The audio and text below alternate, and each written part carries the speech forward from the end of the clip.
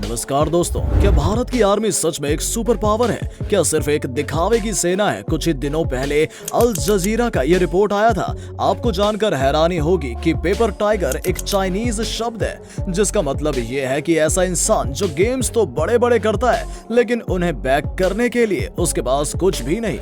बचपन से ही हम सब आर्मी के ब्रेवरी के किस्से सुनते आए हैं। क्या वो सब झूठ है, सिर्फ पेपर पर है, या फिर इंटरनेशनल मीडिया को रियलिटी की खबर ही नहीं है? दोस्तों, 15 जनवरी का दिन भारतीय सेना दिवस होता है, तो चलिए भारत की आर्मी के कुछ ऐसे फैक्ट्स, कुछ ऐसे अचीवमेंट्स जानते हैं जिससे हमें आइडिया हो जाएगा कि इंडियन आर्मी का लेवल क्या है। अगर आपको इस वीडियो में कुछ नया सीखने को मिलता है तो अपने दोस्तों के साथ जरूर शेयर कीजिए, इससे उन्हें सच्चाई जानने में मदद मिलेगी। भारत दुनिया की 7वीं बड़ी कंट्री और सेकंड हाईएस्ट पॉपुलेशन वाला देश दुनिया की 4थी बिगेस्ट आर्मी मेंटेन करता है। लेकिन कितनी बड़ी है इंडियन आर्मी? चलिए नंबर देखते हैं। भारतीय सेना में आर्मी, नेवी और एयर फोर्स शामिल हैं। उन्हें central armed police force, Assam rifles, Indian coast guard और स्पेशल फ्रंटियर फोर्सेस जैसे फोर्स सपोर्ट करते हैं। तो जब हम इंडियन आर्मी की बात करते हैं तो इसका मतलब पूरी फोर्स, जिसमें 14 लाख एक्टिव फोर्स और 10 लाख रिजर्व फोर्सेस के साथ नंबर के हिसाब से भारत दुनिया की सबसे बड़ी आर्मी है। दुनिया में सिर्फ 4 ऐसे देश हैं जो एंटी सैटेलाइट वेपन्स की कैपेबिलिटी रखते हैं। 2019 में भारत ने रशिया, यूएसए और चाइना को टक्कर देते हुए खुद की एंटी सैटेलाइट कैपेबिलिटी को प्रूव किया है। यानी कोई दूसरा देश सैटेलाइट की मदद से भारत की इंफॉर्मेशन चुराकर किसी दूसरे देश को पहुंचा रहा है, तो भारत यहीं से उसको डिस्ट्रॉय कर सकता है।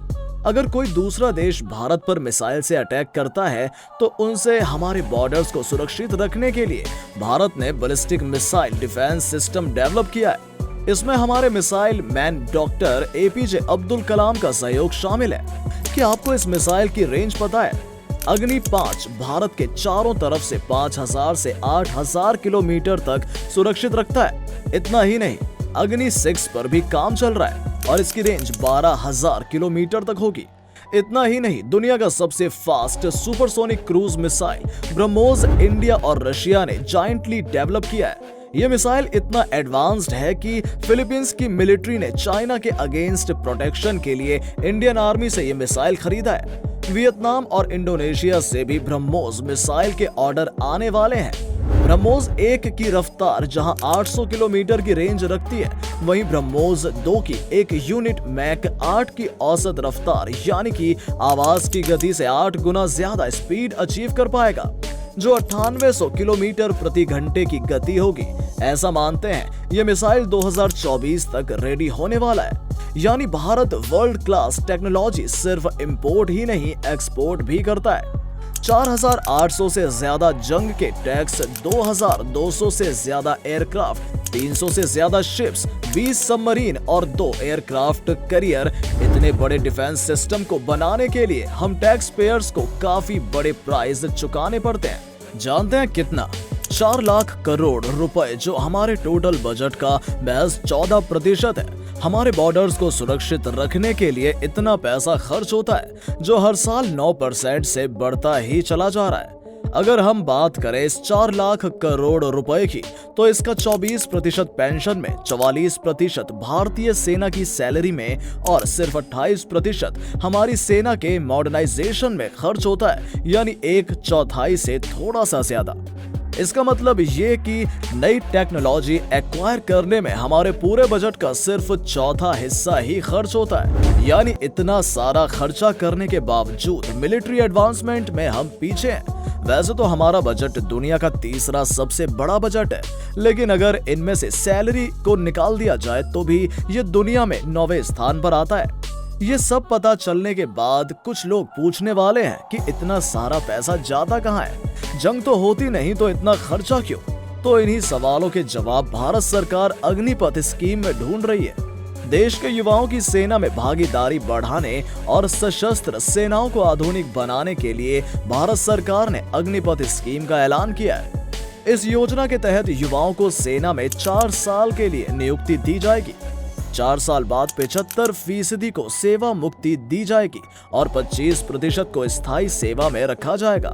मौजूदा वक्त में सशस्त्र सेनाओं में सैनिकों की औसत आयु 32 साल है। सेनाओं में अधिक नौजवानों को लाने के मकसद से ये स्कीम बनाई गई है। अग्निवीर बनने के लिए कैंडिडेट की आयु 17.5 साल से 21 साल के बीच होनी चाहिए।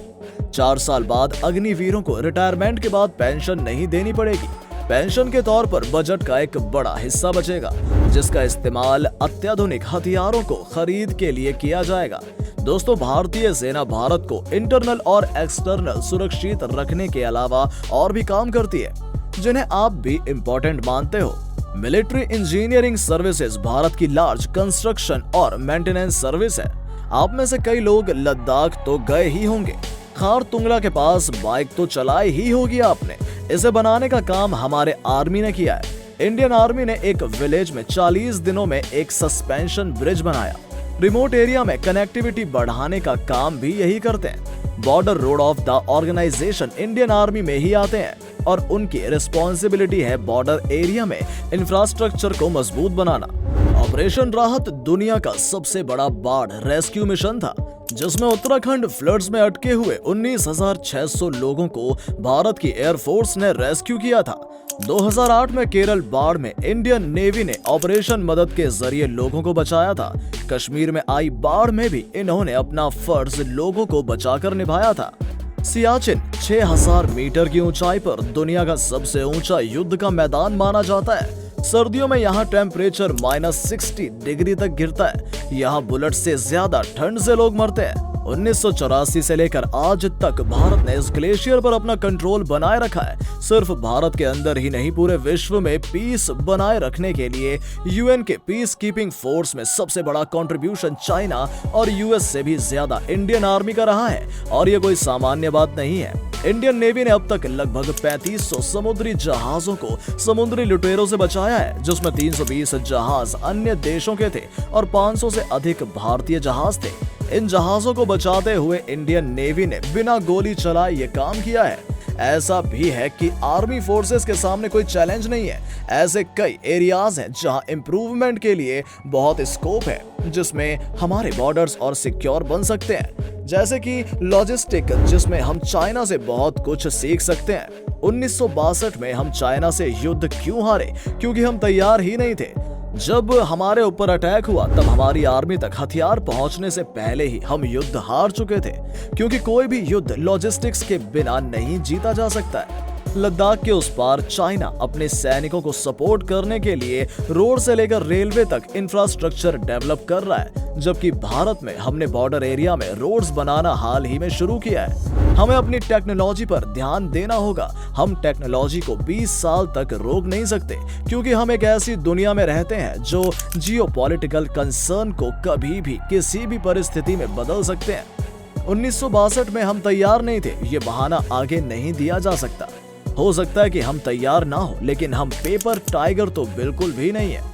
ये सब जानने के बाद भी अगर आप गर्व करना चाहते हैं कि इतनी बड़ी संख्या होने के बावजूद भारत की आर्मी ने आज तक कभी भी पहले अटैक नहीं किया और किसी और देश की टेरिटरी को बाय फोर्स छीनने की कोशिश तक नहीं की।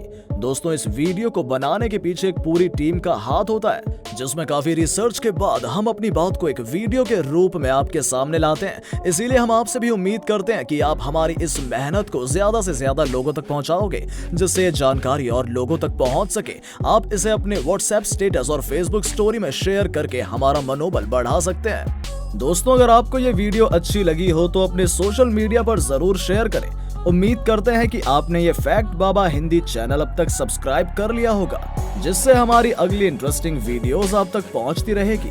अगर आपके पास किसी भी तरह के सुझाव हैं तो कमेंट बॉक्स में जरूर बताएं, ताकि हम अगली वीडियोस को और बेहतर बना सकें।